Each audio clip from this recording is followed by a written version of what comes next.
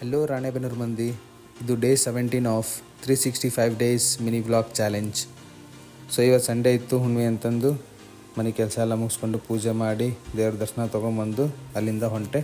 Tiffin ಮಾಡಿಕೊಂಡು ನಾನು ಹೊಂಟಿದ್ದು ಬ್ಯಾಡ್ಗಿಗೆ, ಯಾಕಂದರೆ ಇವತ್ತು ನಮ್ಮ ರಿಲೇಷನ್ ಮನೆಯಾಗ ಒಂದು ಪೂಜೆ ಇತ್ತು ಅಂತ ಮಮ್ಮಿ ಕರ್ಕೊಂಬರ್ಬೇಕಿತ್ತು. ಸೊ ಅದಕ್ಕೆ ಅಲ್ಲಿಂದ ಬ್ಯಾಡ್ಗಿಗೆ ಹೊಂಟೆ.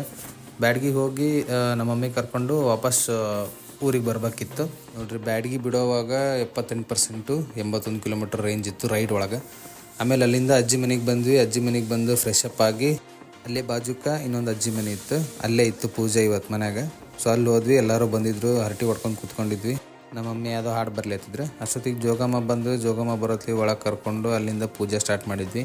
ಆ್ಯಕ್ಚುಲಿ ಇವತ್ತು ಇದ್ದಿದ್ದು ಎಲ್ಲಮ್ಮ ದೇವರಿಗೆ ಪಡ್ಲಿಗೆ ತುಂಬಿಸಿದ್ರು, ಅದ್ರ ಪೂಜೆ ಇತ್ತು ಅಂತ ಕರೆದಿದ್ರು. ಪ್ರಸಾದ ಬಿಡಕ್ಕೆ ಬರೋಂಗಿಲ್ಲ ಅಂತಂದು ಹೋಗಿದ್ವಿ.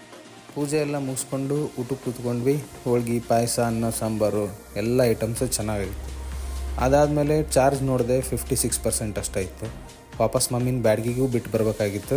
ಅದಕ್ಕೆ ಸೀದಾ ಬಂದು KB ಗುಡಿ ಅಪೋಸಿಟ್ ಫಾಸ್ಟ್ ಚಾರ್ಜಿಂಗ್ ಐತಲ್ಲ, ಅಲ್ಲಿ ಹೋಗಿ ಗಾಡಿ ಚಾರ್ಜ್ ಮಾಡಿಕೊಂಡು ಅಲ್ಲಿಂದ ಕೇಮ್ಚಂದ್ ಅಂಗಡಿಗೆ ಹೋದ್ವಿ. ನಮ್ಮ ಮಮ್ಮಿ ಸೀರೆ ತೊಗೋಬೇಕಿತ್ತು ಅಂತಂದ್ರು, ಸ್ಟಾಫಿಗೆಲ್ಲ ತೊಗೊಂಡು ಅಲ್ಲಿಂದ ಸೀದಾ ಹೊಂಟ್ವಿ. ಹೋಗೋಬೇಕಾದ್ರೆ ನಾನು ನಮ್ಮ ಮಮ್ಮಿಗೆ ಕಾಡ್ಸ್ಲತ್ತಿದ್ದೆ, ಒಂದು ಸ್ವಲ್ಪ ಏನರ ಎಕ್ಸ್ಪ್ರೆಷನ್ ಕೊಡು, ನಕ್ಕರ ನಗು, ಏನರ ಮಾತಾಡೋ ಅಂತಂದು ಕಾಡ್ಸ್ಕೋತ ಲಾಸ್ಟಿಗೆ ಒಂದು ಸ್ಮೈಲ್ ಕೊಟ್ಟರು.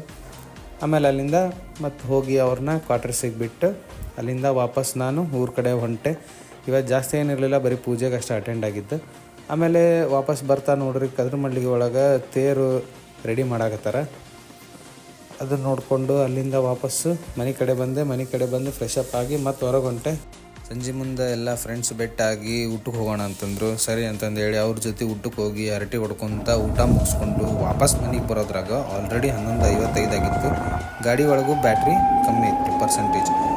ಸರಿ ಅಂತ ಮತ್ತೆ ಸೀದಾ ಮನೆಗೆ ಬಂದು ಗಾಡಿ ಚಾರ್ಜಿಗೆ ಇಟ್ಟು ಮಾಡ್ಕೊಂಡೆ. ಸೊ ಇವತ್ತಿನ ಬ್ಲಾಗ್ನಾಗ ಇಷ್ಟ ಫ್ರೆಂಡ್ಸ್, ಬಾಯ್.